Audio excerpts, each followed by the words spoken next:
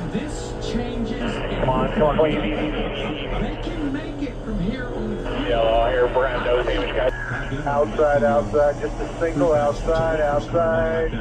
Hang on to it, hold the brake. At the end of this race, you just have to have a set of those Hold the brake. sitting in the pits in order to be in contention to win. NASCAR's recent race at Phoenix brought historic anticipation as British female racer Katherine Legge made her Cup Series debut. The racing world watched closely as she became the first woman to compete at NASCAR's highest level since Danica Patrick in 2018. But what should have been a groundbreaking moment quickly unraveled into disaster, leaving the racing community divided, and Dale Earnhardt Jr. unleashing direct criticism at NASCAR itself. Legge's debut ended in disappointment when her race was cut short following a spin that collected Daniel Suarez. The incident immediately sparked heated debate across the NASCAR community about driver preparation equipment, quality, and NASCAR's approval process. But it was Dale Jr.'s candid assessment on his Dale Jr. Download podcast that truly ignited controversy.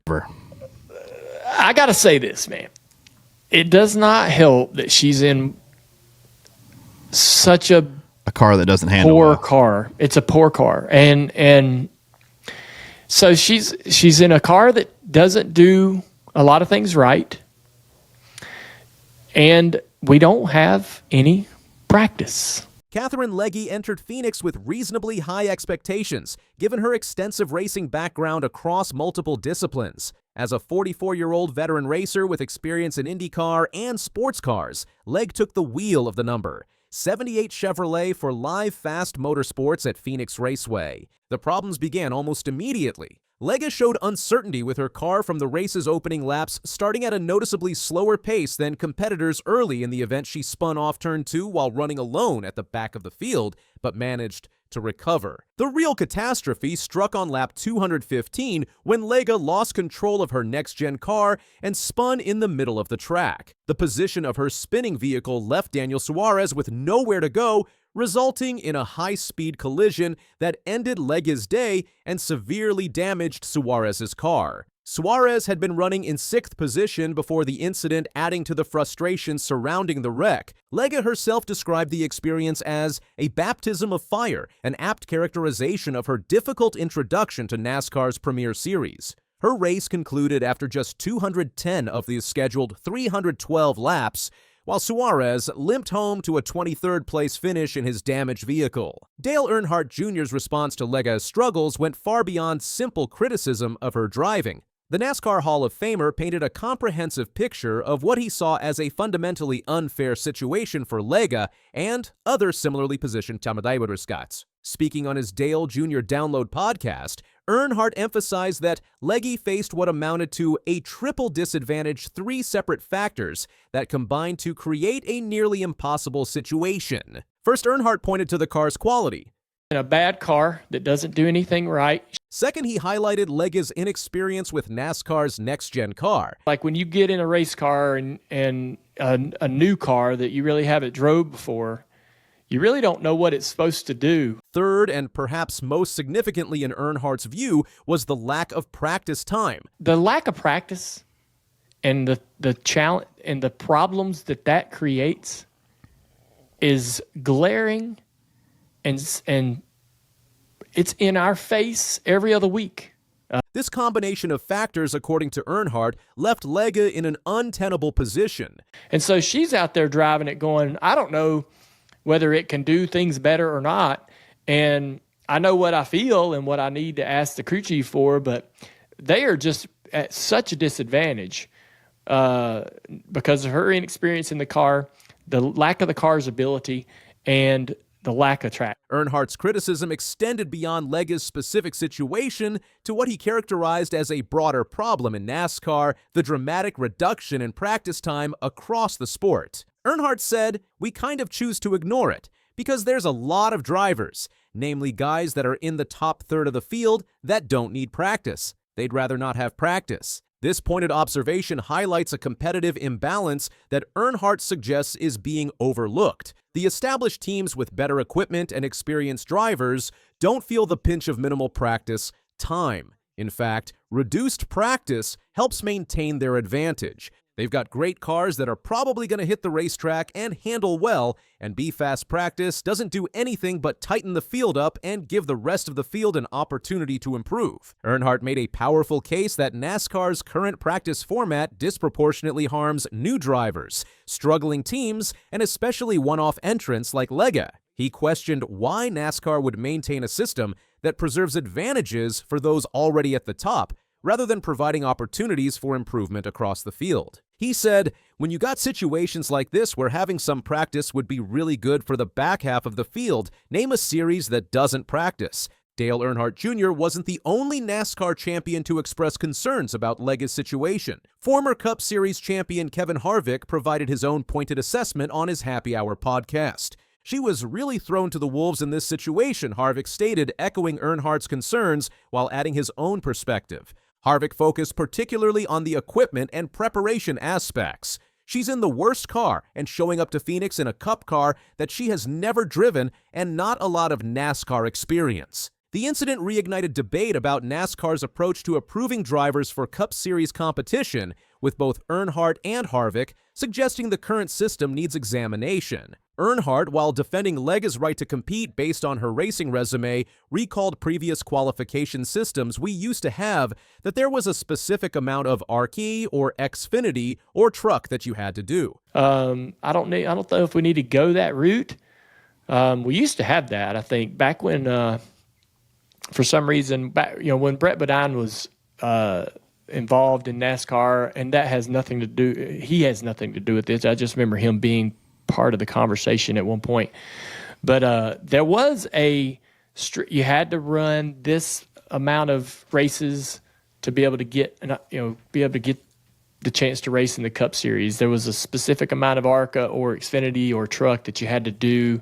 He described the structured progression system that once existed. You want to run, you need to start at the short tracks. You ran one or two there. Then once you proved your worth there, you moved to the intermediates. Yeah, you want to run. You need to start at the short tracks. You ran one or two there. Then once you proved your worth there, you moved to the intermediates. I don't know why that went away, but it did. Yeah, they wouldn't let you run Daytona unless you had an intermediate start. You couldn't run an intermediate unless you had a short track start. Mm-hmm. And the system Earnhardt referenced required drivers to demonstrate competence at smaller tracks before advancing to more challenging speedways, with experience in lower series being prerequisite for Cup approval. They wouldn't let you run Daytona unless you had an intermediate start. You couldn't run an intermediate unless you had a short track start. Earnhardt acknowledged the financial challenges of reinstating such requirements. The problem with that is it's very expensive. That's another $25,000 to $50,000 to $75,000 before you can finally get the approval to run the race that you actually have the funds to run.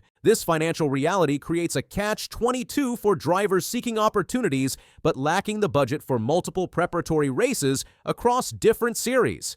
Despite the difficulties of her debut, Katherine Legge maintained professionalism and optimism in her post-race comments. She said, "I think there's a lot of positives to take from it. Obviously, there were mistakes made, but I learned so much and hopefully I get to come back and do it again." I think there's a lot of positives to take from it. Obviously, there were mistakes made, but I learned so much, and hopefully I get to come back there again. The Phoenix race weekend featured another controversy that further highlighted Earnhardt's concerns about NASCAR's rule application and consistency. Joey Logano received a drive-through penalty on lap 14 for crossing the yellow line before the starts-finish line during a restart. The penalty forced Logano to surrender first place and drop to 37th position. Though he fought back to finish 13th, the penalty effectively ruined his race. Earnhardt criticized NASCAR's handling of the situation. That would have been a moment to say, "Look, man, we're not going to torpedo Joey's day over about 12 inches of asphalt. He didn't gain anything from it." He suggested a more measured approach. It would have been a good time to say, "All right, everybody, we're sending out a warning. The number 22 car was aggressive there. Stop doing it." Earnhardt's co-host TJ Majors disagreed with this assessment, arguing Logano had gained an advantage, but Earnhardt held firm, calling the decision nitpicky. Beyond simply criticizing NASCAR's current approach, Earnhardt offered constructive suggestions for improving the situation for debut drivers like Legge. He emphasized the importance of returning to more substantial practice sessions. Having some practice would be really good for the back half of the field. No better time to give it to them than in the race weekend on a Friday or a Saturday prior to the race on Sunday. Would be really good for the back half of the field. You've got new teams with new cars, with new crew chief and driver pairings, trying to gel, trying to learn, trying to improve. Justin Haley and Rodney Childers, for example. Gragson in his new role with Front Row. A lot of them.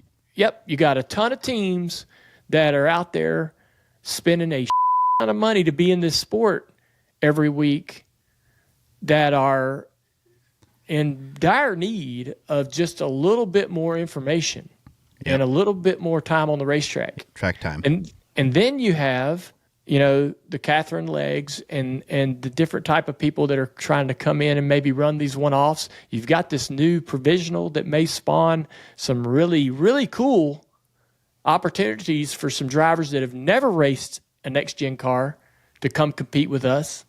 And I want to see them be in the best scenario to succeed.